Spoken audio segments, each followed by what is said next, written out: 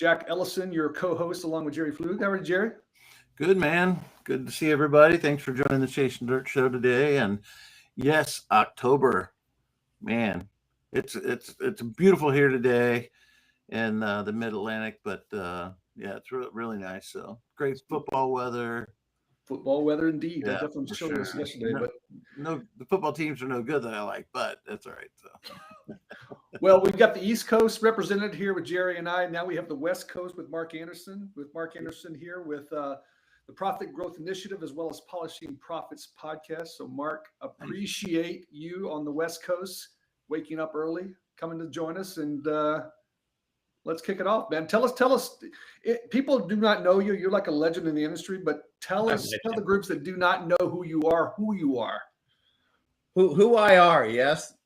Let's see how we only have 25 minutes. What would you like for the highlights? I've been in this industry 50 years, believe it or not. That's hard to say. Crazy, you guys are talking about October going fast. Well, life goes fast. So the rolled up version is I had a company called CBM Systems. We were out here on the West Coast. We did a lot of national stuff as well, but we were highly specialized. So we did food plant sanitation, clean rooms. We were very niched. Okay. I started the company, oh my gosh, in 74. Yeah, it must have been about third year in college.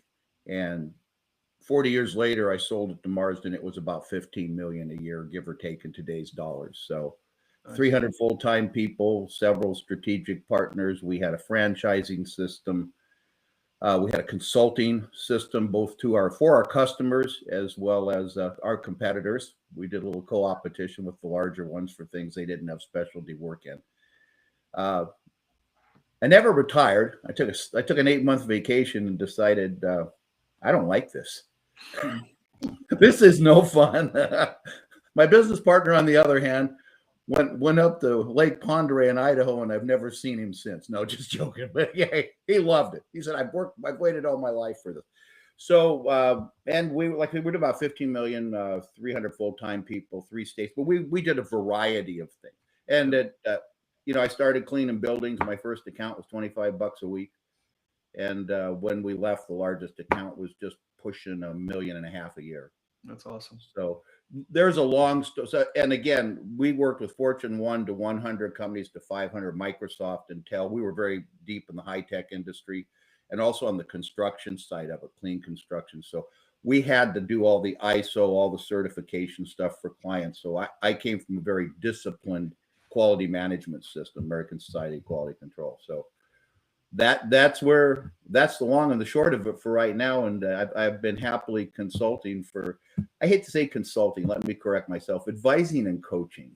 There you go. That's a Jerryism right there. Jerry says the same thing. you got to coach. Consulting means you know everything. Here, take it and go with it.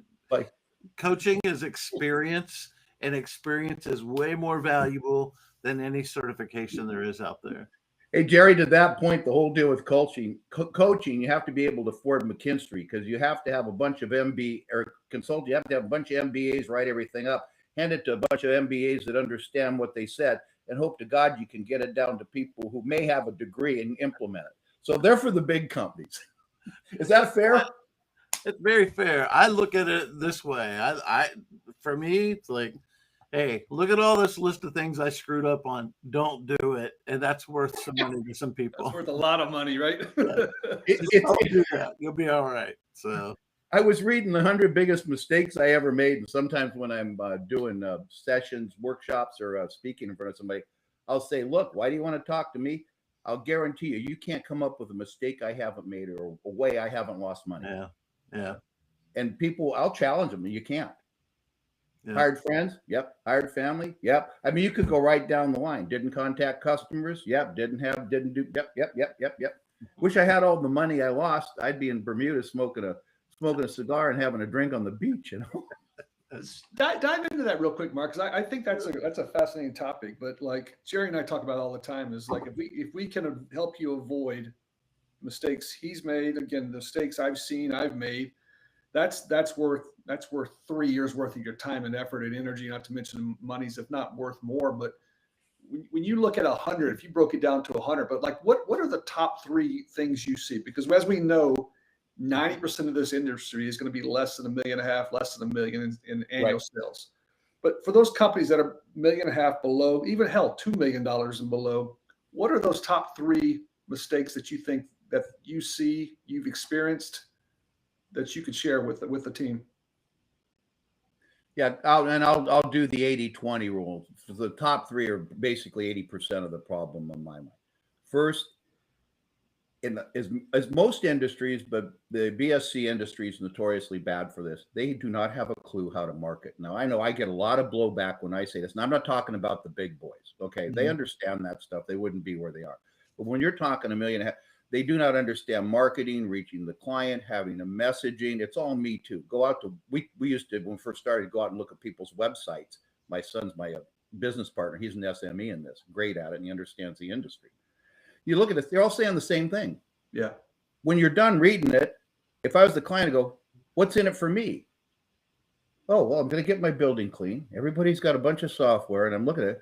Well, I guess the only thing that separates us is price. Uh-oh, you're in trouble. Yeah. So when you're in that, playing in that arena, that 50,000 a month up to 100, you have to be able to have a story why you're different and why someone should hire you. If you fail to get that across in the differentiation, you will not improve your sales close rates, and you won't get people talking. First, the opportunity rate, converting the opportunity, then the sale. Marketing's one. Quality management systems. When I say that, it's like the American Society of Quality Control. Now, we can talk all day about SIMS, ISO. People at that level don't need that kind of depth. What they need is something fast that they can do, understand, and take and work it through. So, it's as simple as hiring, onboarding, training. I mean, I'm not going to tell you anything real new, but you have to have a system and a process that you have basic metrics or ways to measure it for those things. That will keep your service delivery. Service delivery is the flywheel of this business. If the building isn't clean, you can't sell them more, you can't get renewed. So the flywheel for everything is service delivery. So you have to have the quality management systems. And finally, maybe 10% of the people I speak with, and this is in the 3 million to 20 million, they do not have a grasp on customer lifetime value. If you don't take a dive into that. Explain that in like English to me.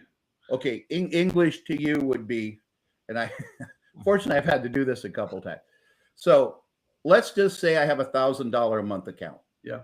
And I look at my books, and on average, I keep them 2 years to make the math easy. That's $24,000 plus whatever margins and profit I'm pulling off that, right? What if I took better care of those customers, got closer to them, delivered better service, and I just put 1 more year of the retention? So I moved $24,000, right, to another 12, which is $36,000. All that profit, that's profit and overhead expense contribution I didn't have based on the relative amount of time I keep my customers. Yeah. So if I can move, and I've got examples in this we show when we teach this, but if you understand the basic thing, if I keep them longer, I make more money. And the longer I keep them, the easier they are to serve because they know you. And now we get into the real know, like, and trust. Know, like, and trust is normally used as a fantasy. I can blow holes now. They do business with people they know, like, and trust. Where'd you buy your last car, Jack? Unless it was your brother-in-law. You might have known him, but you sure didn't like him and trust him. Yeah. So to get to that, so customer lifetime value. So to put a point on it, sharp point, we kept our customers on average 12 years. And our average customer was $14,000 a month. We were very unique and niche. But so would you understand that? Where would you rather put a little money? Where you've already got the overhead, your management and supervision in place, and keep that customer longer? Or do you want to turn them and burn them and then have to start over? Even starting a small account costs money. So the longer we keep them, I think Mark and I could be really good friends because you think so, Jerry? How many times have you heard me say that, Jack? Yeah. Always have your operational management capital, not just financial, but your management capital ahead of your sales. And that it's so hard to get these contracts. And when you get them, you got to keep them. And the way you keep them is strengthening a relationship and serving them well. I mean, it's not hard to do. You just got to do the right thing, because so many people will just run. They undercut it. They get it as cheap as they can get it, and they just ride it as long as they can. That makes no sense to me. Why Yeah. wouldn't you staff appropriately, manage appropriately, and life is so much easier. I mean, I did 20 years. I went from 200 grand to almost 7 million a year, and exited because we were profiting 25-30%. And I'm like, this is great, So yeah, Mark, I agree with you, Mark. It's staffing and working the management level relationships and staffing accordingly at that level. The investment's well worth it. It's well Yeah. for long term. To your point, Jerry, on the growth lever method, the program we have coming out the first of the year, I call it a triangle. Three things have to happen. There's people, there's price, and there's performance. Now, we already talked about performance being the flywheel, because if the account isn't clean, they're not going to give you more business, and they're not going to renew you. Okay, so, and they're not going to like you. So if we have job one done, and Ed Selkow and Sharon and I did a review off LinkedIn. I'll explain some of it. But 300 managers from around the world answered these questions. What's the top 10 problems with janitorial? I'm talking, it was an amazing thing. The answers we got. You know what? The number one thing, have a good site supervisor. Make sure the account is well managed, and we'll get along fine. If I had to say the one thing people consistently said, what is the key? Well, the key is in quality control and quality assurance. The difference being quality assurance is what I train you to do. Do I bake in the fact that you understand what the outcome's supposed to be? And the control is when I walk in and run my finger across the top, is it dirty or isn't? And then I ask the customer, do you agree with my rating? If I get the trifecta, they go, yes, I have another month of service. So to get back to it, we call it people, price, performance. You have to perform. You have to be priced right. If you're not, this is the gospel according to Mark Anderson, just so you don't confuse it with the real gospel of Mark, okay? So anyway, when you get into that particular point, you have to make sure that you're servicing these accounts. And if you don't take care of them and you're not cleaning it, you're not going to keep it. Yeah. And you're not going to get more business. It's the bottom line. It's very simple. And it's so easy, because once you're there, and Jerry made a great point, it costs money. Ask somebody under 2 million. Well, I'd take this challenge. Ask somebody even at 10 million what the cost of customer acquisition is. I was going to bring that up. I don't think anyone, for the most part, below $1 million definitely doesn't know that. I don't think, because, like, to your point, they don't have, for the most part, they don't have a marketing department. They don't have, they have some SEO maybe that's working half-ass. They really don't have a sales. What I see, and maybe what Jerry agrees as well, is that there's a lot of waiting around for referrals. There's some proactive knocking on doors, but for the most part, it's a passive approach to growing your business. And I think that passive approach leads to not knowing that it probably several $1,000s to acquire a brand new client every time you acquire one. You factor it all in. Yeah, it's what I just had a phone call yesterday. Okay, it's slow. What do I do? They're under $1 million, and my comment was, well, what are you doing? Right. Well, my question back is, what are you doing? Well, I've got a couple things brewing. I'm just waiting. And I said, look, for every 10 you write, you're probably going to get the opportunity or might be in the running of one of those. So you've got to get the ball rolling. You got to get out there and hustle. You got to go introduce yourself, get into BOMA, IFMA, whatever it is, get out there, get in the chambers, wherever you can be seen, and get in front of the decision makers. And I fear, and Mark, you probably agree more with me on this than anybody, but I fear we have too many newer business owners sitting behind the computer trying to figure it out too much. They're leaning on the SEO and the computer side of it, and not realizing you have to do and both and all. You have to do it all. Yep. You've got to get it's kind of like, it's kind of like having a NASCAR, and only the right side power is driving. Well, that doesn't work because that car is just going to spin, And so you got to have both wheels going. You got to have that whole mechanism turning to push that car forward. It's so important. And I feel like there's a generation of new business leaders that are just like, I sent out 5,000 emails this month. You just made an analogy to NASCAR. I think our numbers are going to go up in the North Carolina area for sure. It's going to go in the South. Let me tell you something. When you're making changes in your organization, I tell people this all the time. You still have to run the business, and I tell them it's just like if we were a pit crew.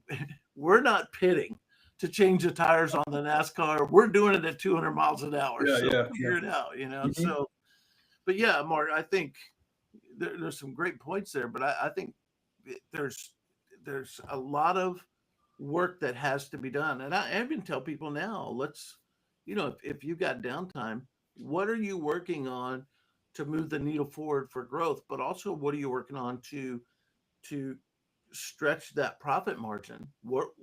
Okay, I've got 4 or 5 days here where nothing's really happening. I'm looking at my operations. I'm looking at everything I can to determine what is not working right. Let's fix it. And if we don't even need it, let's not have it, so that we can increase that profit margin. A point or 2 points in this business is big money. Yeah. Well, you're basically talking the quality concept of continuous improvement. Yeah.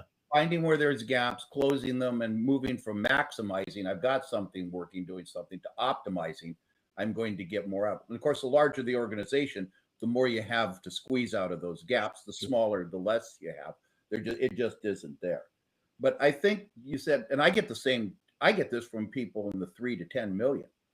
What are you doing right now for marketing? Well, we're waiting for answers. Well, what are you doing now? What else are you doing? Mm-hmm. Well, I don't know. We'd have to look up. What do you mean you don't know? Yeah. I knew every dollar that was out.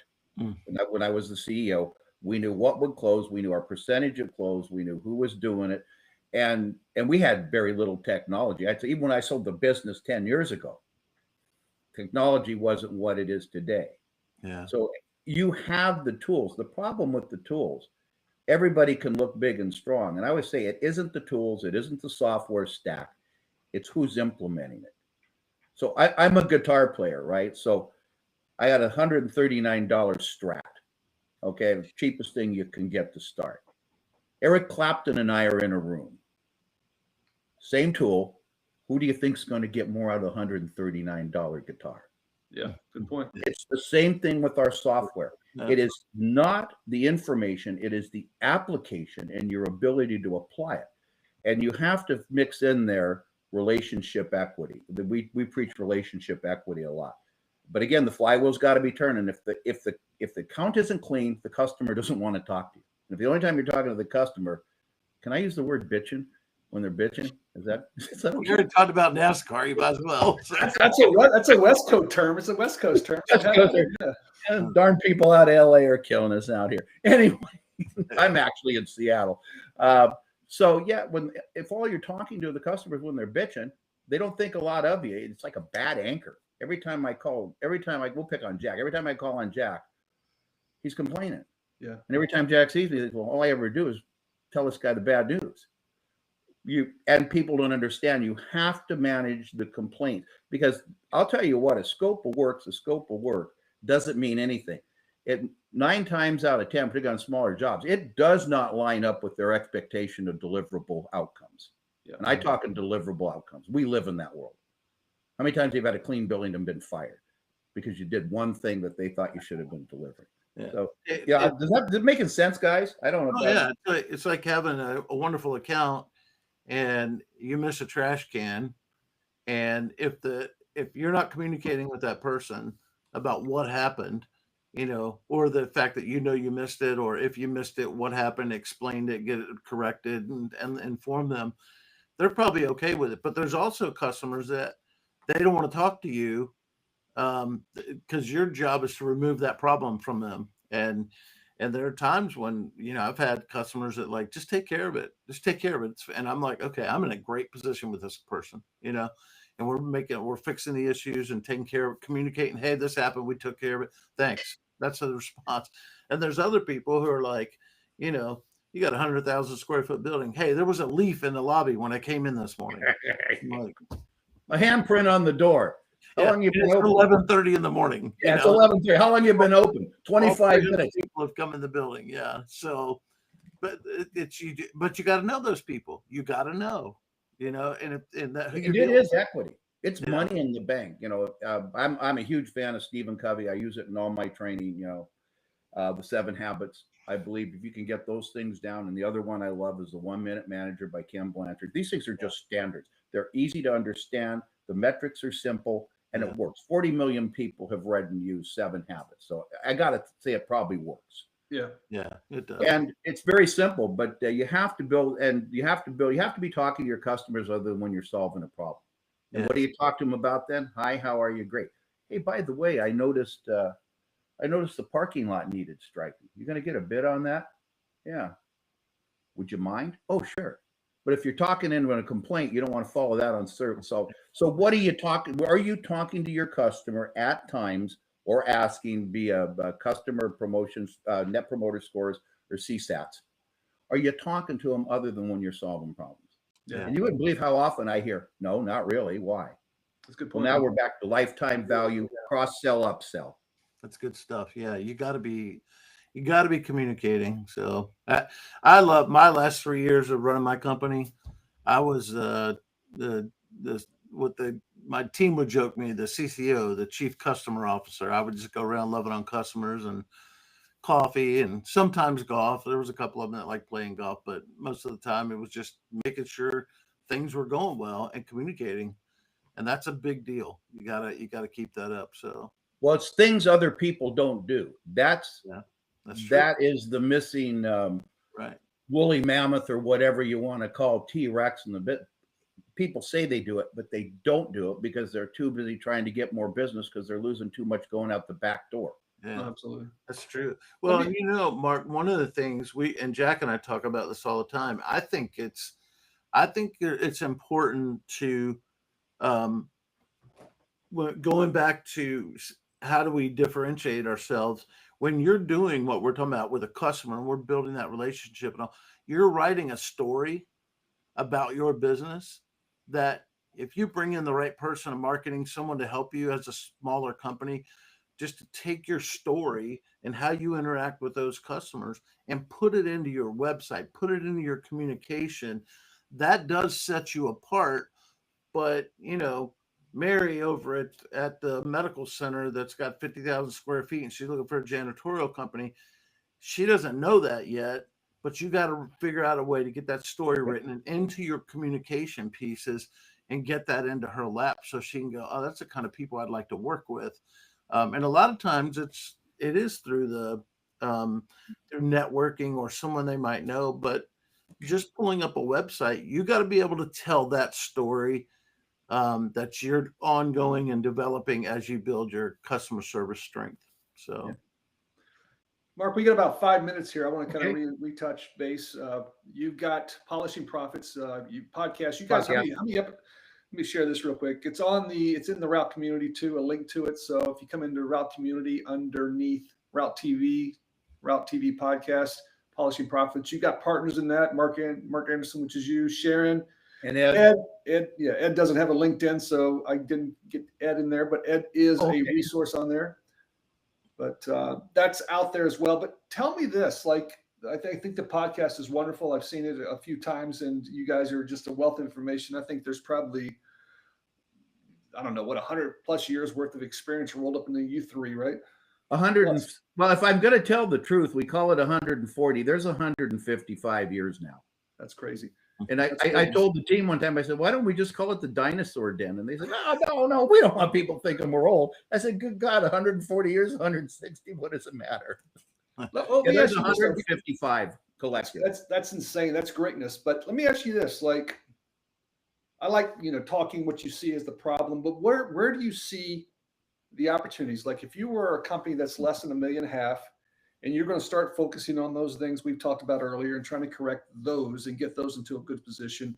Jerry and I talk about knowing your numbers inside and outwards. I think that's one of the common threads. The companies that really go to the next level is they've got their numbers dialed in so tightly that nothing moves, not even a penny without knowing where that penny goes. But what are 3 trends or a couple trends you see that you would lean into more here in the next 5 years? Relative, what do we have 3 hours for a webinar? We can have one if you want, but no, I think at a high level, like what's piquing your interest in what you see changing going on? Again, there's changing. Oh, AI. Well, AI is the obvious answer. Yeah. And I would feedback that if you we're talking 1.5 million and below, it can even help you. I use it every day in my business for hours. Now you have to learn how to use it. You just don't write in and say, give me an answer. You can go out to Coursera. There's a lot of classes that are $50 to $100 for 8 hours. You can figure it. My son's an SME in this stuff. He loves it. So we're working on, we've got some things in the cooker for the industry, hopefully to bring this forward next year. You have to be able to use that because you talk about optimization. I can do things now when I'm writing reports and doing research for customers I couldn't do a year ago, 2 years ago. Mm-hmm. So you need to understand, you can bring customer complaints in, you can bring your P&Ls in, you can have them analyzed. Learn to do that. It will give you an edge. It's like having 2 or 3, but learn how to use it. Don't go out and say, okay, let's see, how do I get 100 more new customers? Basically right now, and the tech people kill me, AI is stupid. It can do what you tell it. And if you have a conversation with it, it will only do an answer where you lead it. And I've listened to a guy from Stanford on how to do this. It's one of the top people. Interesting. We can talk about it. So you need to understand how to use that. And you need to be able to use it in your sales, in your marketing, in your writing, in your responses. And for God's sake, just don't use it and send it. Yeah. You have to have a human in the loop. Somebody has to fix this. So that would be one. I'm market. If you don't have a HubSpot or something in there and you are not actively identifying who you want, where you want them, when you want them, because let's face it, sales cycles in this business, even for small accounts, are slow. They can go 6 months for a $2,000-$3,000 a month account. You want something that's 10, 20, 30, 40, 50,000 a month. Those are 2 years. Those are long cycle sales. But you have to be talking to everybody all the time. I know using the top of the funnel is a bit dated now, but you really have to keep filling the funnel. I do a whole thing on how to fill that and keep it going. Yeah. So, using things like seamless AI, like Jerry, I get that all the time. What are you doing? Well, we're waiting for answers. Well, what are you doing while you're waiting for the answers? Well, I'm waiting for the answers. No, you don't understand. You're only going to win 1 out of 3 of these things if you're great. So marketing, understand it. And there's so many channels and it's easy to use. And there's plenty of people out there that can help you very economically if you can't bring in, consultants, advisors or coaches at our particular level. But the help is out there. So you always be marketing. I like that. ABM. They love it. They always be marketing. So, and I think the third one in this age, I'm going to go back to relationship equity. We preach that a lot. And relationship equity, both in the voice of the employee and the employee experience, and the voice of the customer and the customer experience. If your people aren't, for whatever, this is a tough job to motivate anybody to do anything, let's face it. But if you can build a group of people that like what they're doing because they're working for you and you're helping them do it better, that's a great employee experience. Same with your customers. So it's building relationship equity. Everybody wants to hide behind computers. Jerry, I think you said it, or Jack. And for God's sake, get out. It's a people business. It's always going to be a people business. Sorry. Yeah. You have to be competitively priced. My idea, understand competitive pricing. It's what the market will bear. Everybody has an annual budget. I don't care how big you are. I've found in the last 50 years, 1 or 2 things are going to happen. They're never going to buy if you're less than 7%.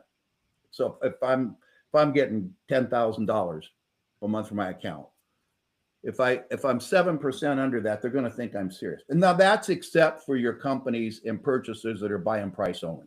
I throw them out because we didn't chase those people. I had no interest. I couldn't compete. Didn't want it. I like margin and profit, not revenue. Okay. Strange. So yeah, and the other thing is you can't be more than 7% over, because and this is more larger accounts, but in studying this stuff, everybody has a budget and everybody has a budget plus in facility. So they usually have 10% over the budget to spend on other items because they always have to have fudge factor. So if you're within, if you know the market will bear this, you can be plus or minus 7% on what the market will bear for that type of business. You stand a good chance of making the short list. And if you can get the door in your foot, so you have to understand pricing. And pricing means you have to understand how to bid the work. You have to understand the market. You have to understand who you're bidding against. Those are my three. Yeah, Jack, that's gold right there. Because you think about, Mark, we're dealing with a lot of folks that are coming from the residential cleaning into commercial. Mhm. And I constantly battle trying to help them understand you can't charge that much. You cannot charge that much. It has to be this, or it has to be lower. And the nugget is understanding what the market bears. The even stronger part of that is for them to be able to understand it's about volume. You know, you're talking about one home that you can charge pretty good money for. That doesn't translate to, you know, the amount of volume that you're going to get in a commercial side. So that's really good information there. Oh, that's really great. I think volume and the production rate, because I think the residential folks think that, hey, I'm going to get $50 an hour, and they don't realize the production rate is 800 square feet an hour at best. You know, so whatever it may be. I'll tell you who you need to bring on here. You want to talk is one of my strategic partners, Sharon Cowan. Yeah. When she came out of corporate. She was a teacher then in the corporate world, and then decided she'd had enough of that when she bought her business in Florida. And it was mostly residential when she bought it. And she decided, well, this isn't a great way to make money. It's good. And she flipped it into commercial. And she has a wealth of knowledge how to make that transition. We'll have to get you and her both on one day. I'd love to have you back as you get closer to your launch of your new training system. Let's get you back on here. But Mark, we could, like I told Jared before you popped on, that some of our best conversations I thought would take 30 minutes. We turned into an hour. This is like that. So you're a wealth of information. I would urge people to reach out to you and connect with you on LinkedIn. I'll put that in the show notes as well. But Mark, I appreciate you being here. I know Jerry appreciates you being here today. Thanks for the invite, guys. It's fun. I'll come back anytime. This was a good hang. Yeah, let's do it.